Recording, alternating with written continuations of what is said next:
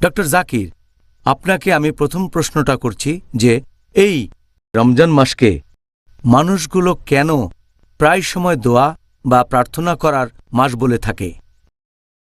আলহামদুলিল্লাহ, ওয়াসসালাতু ওয়াসসালাম আলা রাসূলিল্লাহ ওয়া আলা আলিহি ওয়া সাহবিহি আজমাইন, আম্মা বাদ। আউযু বিল্লাহি মিনাশ শাইতানির রাজীম, বিসমিল্লাহির রহমানির রহিম। রব্বি ইশরাহ লি সাদরি ওয়াইসির লি আমরি ওয়াহলুল উকদাতাম মিন লিসানি ইয়াফকাহু কাওলি। এই প্রশ্নের উত্তর দেওয়ার আগে আমি আপনাদের বলি, এই দোয়া বা প্রার্থনা শব্দটার অর্থ কি। দোয়া বা প্রার্থনা মানে আমাদের স্রষ্টা সর্বশক্তিমান আল্লাহ সুবহানাহু ওয়া তাআলাকে আহ্বান করা, ভক্তির সাথে আন্তরিকতা ও ধর্মীয় ভাবগাম্ভীর্যে এবং পুরোপুরি আত্মসমর্পণের মাধ্যমে। আমাদের নবী মুহাম্মদ সাল্লাল্লাহু আলাইহি ওয়াসাল্লাম বলেছেন, এই সহিহ হাদিসটার উল্লেখ আছে তিরমিজিতে, হাদিস নাম্বার 2616। আমাদের নবী মুহাম্মদ সাল্লাল্লাহু আলাইহি ওয়াসাল্লাম বলেছেন যে ভালো কাজের প্রবেশ পথ তিনটা। প্রথমটা হচ্ছে রোজা, যেটা দোজখের আগুনের সামনে ঢাল স্বরূপ। দ্বিতীয় পথ হচ্ছে সাদকা, মানে পরোপকার। পরোপকার পাপকে নিভিয়ে দেয় যেভাবে পানি নেভায় আগুনকে।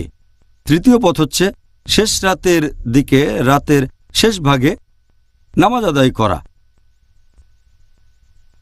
তাহলে আমরা বুঝতে পারছি যে দোয়ার সাথে সম্পর্ক আছে নামাজ এবং রোজার।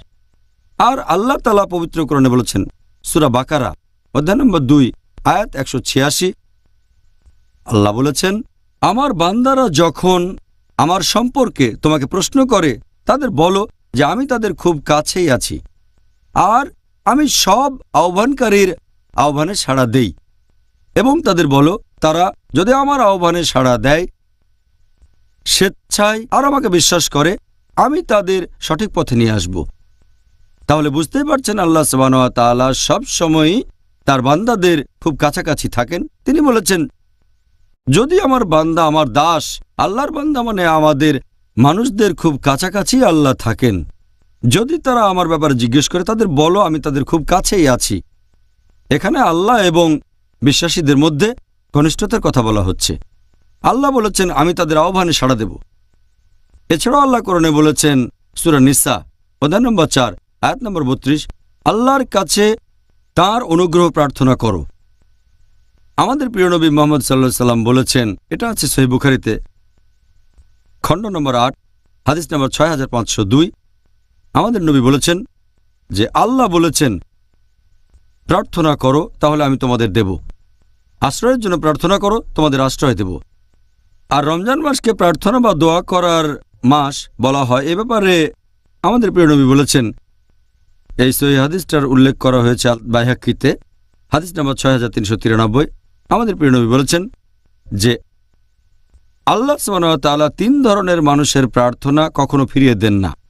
প্রথম, একজন বাবা যে প্রার্থনা করে সন্তানের জন্য, ছেলে বা মেয়ের জন্য। দ্বিতীয়, একজন রোজাদার মানুষ, বিশেষ করে যখন ইফতার করে। আর তৃতীয়, একজন ভ্রমণকারী। আমাদের প্রিয় নবী মুহাম্মদ সাল্লাল্লাহু আলাইহি ওয়াসাল্লাম আরও বলেছেন, এই সহিহ হাদিসটার উল্লেখ আছে ইবনে মাজাহ হাদিস নাম্বার 1643। নবী বলেছেন যে আল্লাহ সুবহানাহু ওয়া তাআলা তাঁর বান্দাদের দোজখ থেকে রক্ষা করেন প্রতি ঘন্টায় যখন তারা ইফতার করে। এটা তিনি প্রতি রাতেই করেন। আমাদের প্রিয় নবী আরও বলেছেন, এই সহিহ হাদিসটার উল্লেখ আছে সহিহ তারগিবে হাদিস নাম্বার 988, আল্লাহ সুবহানাহু ওয়া তাআলা রমজান মাসের প্রত্যেক দিন এবং রাতে মুসলিমদের দোজখের আগুন থেকে রক্ষা করেন। আর রমজান মাসের প্রত্যেক দিন এবং রাতে প্রত্যেক মুসলিমের আহ্বানে সাড়া দেন। এখন যেহেতু আল্লাহ সুবহানাহু ওয়া তাআলা তার রোজাদার বান্দাদের আহ্বানে সাড়া দিয়ে থাকেন আর তাদের সম্মান দিয়েছেন, এ কারণে রমজান মাসকে বলা হয় দোয়া বা প্রার্থনার মাস।